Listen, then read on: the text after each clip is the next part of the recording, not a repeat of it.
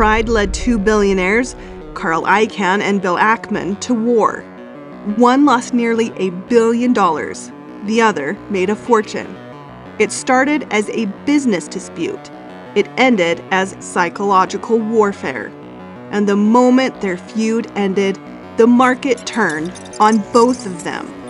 This isn't a story about money, it's about dominance.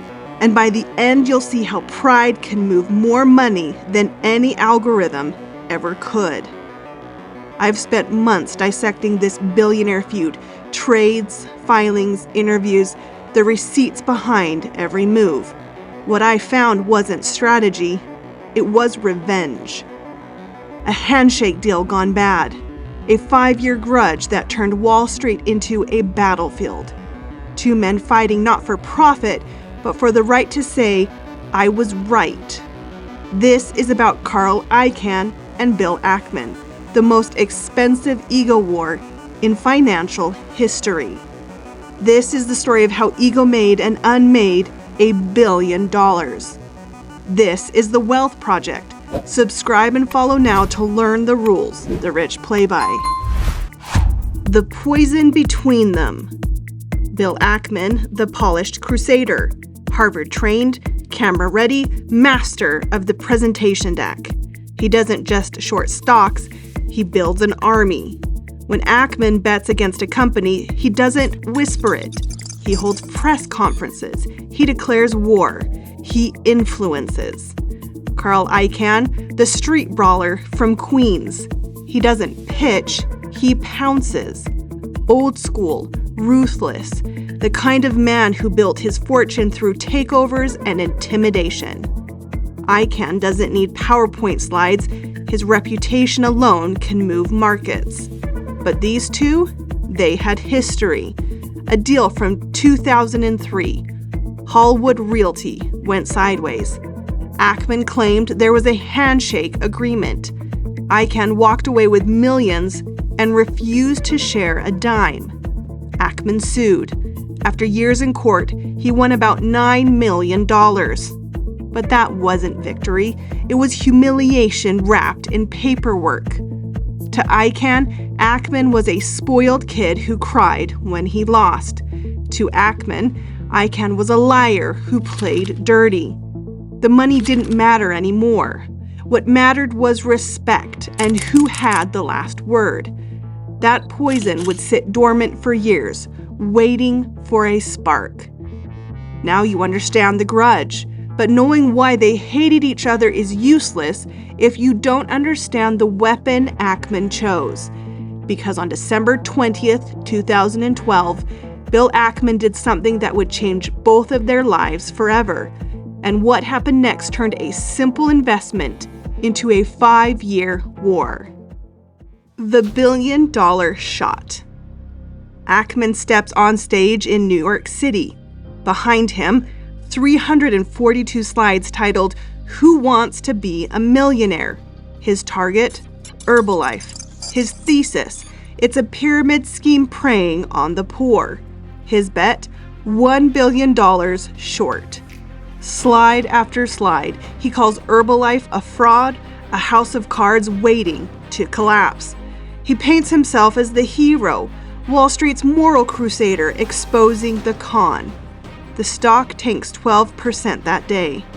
Ackman's smiling, cameras flashing, the crowd's eating it up. But somewhere uptown, Carl Icahn's watching the broadcast, and he's not buying the sermon. He's watching the ego. He sees a billionaire grandstanding and a perfect opening. While Ackman's on TV, Icahn's quietly buying. Share by share, he builds a massive position, 13% of Herbalife. Not because he loves protein shakes, because he loves the idea of crushing Bill Ackman. The more he buys, the more Ackman loses. This wasn't about profit, it was about pain. Every tick upward was a dagger, and Icahn was twisting it slow. So now you know how the battle started. But what you're about to see is the moment this stopped being about money and became about pure hatred. Because these two titans were head-to-head live on national television, and what happened next became Wall Street legend. The CNBC Showdown. January 25th, 2013. CNBC. Ackman's live defending his short. Then the producer says, "Carl Icahn's on the line." You can almost hear the oxygen leave the room. What happened next becomes legend. 2 billionaires, 1 phone line, no mercy. Icahn, "He's a liar. I've had it with this guy. He's the crybaby in the schoolyard." Ackman fires back. "This man doesn't keep his word. He takes advantage of little people." Then Icahn drops a line that could only come from a man raised in Queens. "I went to a tough school, and they used to beat up little Jewish boys like me." The world watched, stunned. Wall Street isn't supposed to look like Fight Club, but that day it did. The next morning, Icahn discloses his stake. The stock rockets 20%. Icahn's richer by hundreds of millions overnight. Ackman's losing millions by the minute. But he refuses to surrender, because surrender means admitting defeat publicly.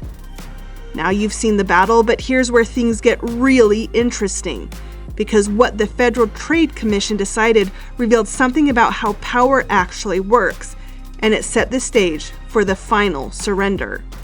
By the way, if you're finding this breakdown as eye-opening as the CNBC takedown was, tap the like button. It helps us reach more thinkers like you. And I'd love to hear your take.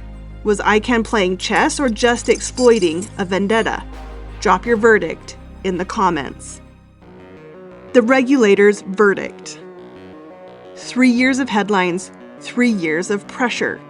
Ackman begs regulators to shut Herbalife down. The FTC finally steps in. 2016, the verdict drops. Herbalife survives. A fine, some restructuring, but no pyramid scheme label. Ackman's billion-dollar bet disintegrates. Icahn's position explodes in value. By 2017, he's made over $1 billion. But Ackman still won't quit. He's holding the trade like it's a personal code of honor. Fund bleeding, reputation battered. He can't let go, because this isn't finance anymore. It's identity.